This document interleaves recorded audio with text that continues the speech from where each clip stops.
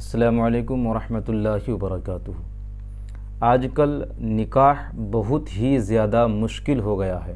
شادیوں میں لاکھوں کروڑوں روپے کا خرچ، غریبوں کے لیے یہ نکاح بہت ہی زیادہ مشکل ہو گیا ہے۔ میرے پیارے آقا صلی اللہ تعالیٰ علیہ وسلم نے بہت ہی آسان اور مختصر خرچوں والا نکاح کو پسند فرمایا، اور تمام علماء و فقہا ہمارے اسلاف اسی پر عمل کرتے ہوئے چلے آ رہے ہیں۔ لیکن آج کل کی شادیوں میں جو خرچ ہوتے ہیں وہ لاکھوں روپے خرچ ہو جاتے ہیں۔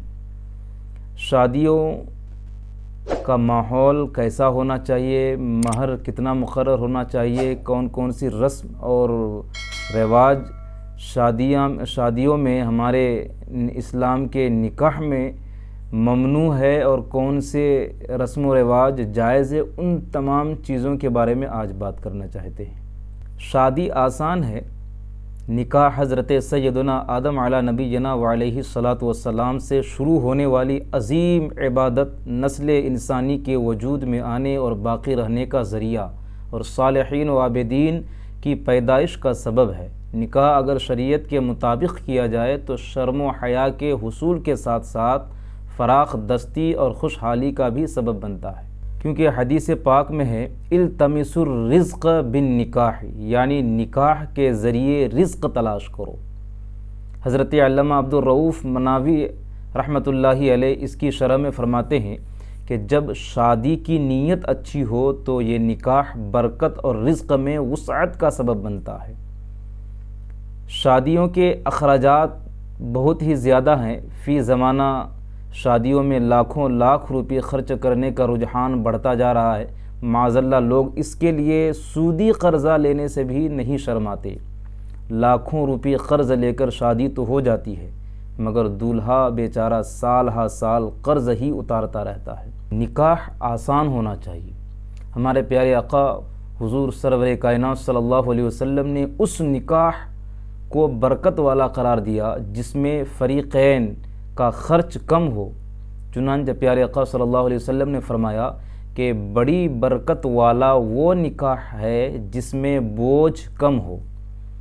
مفتی احمد یار خان نعیمی رحمۃ اللہ علیہ اس حدیث کے تحت لکھتے ہیں کہ یعنی جس نکاح میں فریقین کا خرچ کم کرایا جائے، مہر بھی معمولی ہو، جہیز بھی بھاری نہ ہو، کوئی جانب مقروض نہ ہو جائے، کسی طرف سے سخت شرط نہ ہو، اللہ کے توکل پر لڑکی دی جائے، وہ نکاح بڑا ہی بابرکت ہے۔ ایسی شادی خانہ آبادی ہے۔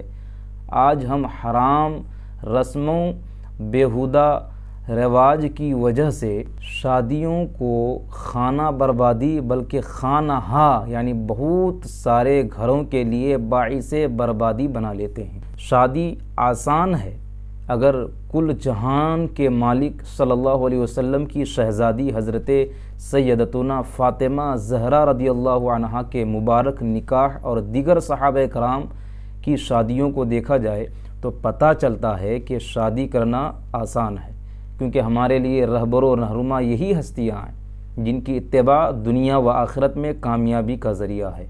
یاد رکھیے، شادی کے لیے شریعت نے نہ تو کسی شادی ہال کو لازم قرار دیا اور نہ ہی نمود و نمائش، آتش بازی، فضول خرچیوں کو شادی کا حصہ قرار دیا، بلکہ ان میں سے بعض صورتیں تو ناجائز و حرام۔ نکاح کا اعلانیہ طور پر مسجد میں جمعہ کے دن ہونا مستحب ہے۔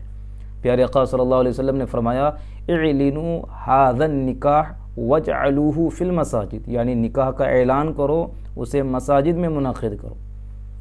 حضرت مفتی احمد یار خان نعیمی اس حدیث کے تحت فرماتے ہیں کہ فقہائے کرام فرماتے ہیں کہ مستحب یہ ہے کہ نکاح جمعہ کے دن بعد نماز جمعہ جامع مسجد میں تمام نمازیوں کے سامنے ہو، تاکہ نکاح کا اعلان بھی ہو جائے اور ساتھ ہی جگہ اور وقت کی برکت بھی حاصل ہو جائے۔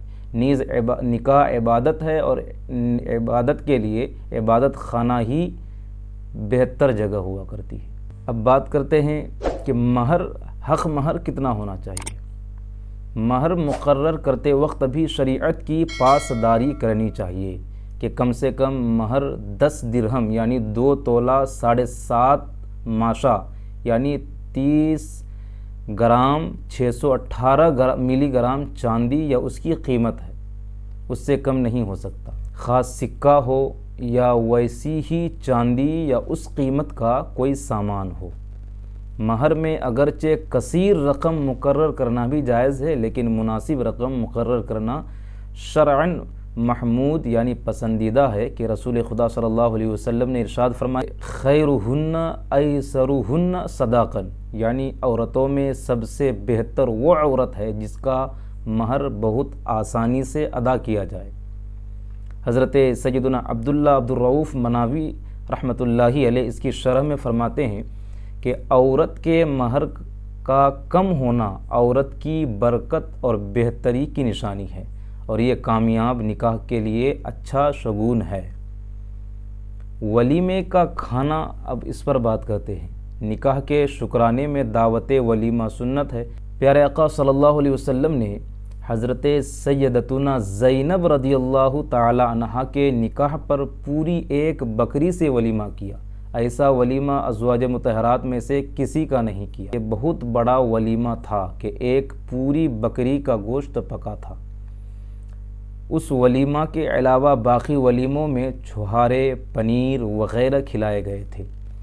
اللہ عز و جل ہمیں شادی کے تمام معاملات کو شریعت کے مطابق کرنے کی توفیق عطا فرمائے، اور بری رسم و رواج سے، شادیوں میں ہونے والے گناہ سے اور بد نظری سے، بے حیائی سے محفوظ عطا فرمائے، اور شادی کو آسان ہم سب کو بنانے کی اللہ توفیق عطا فرمائے۔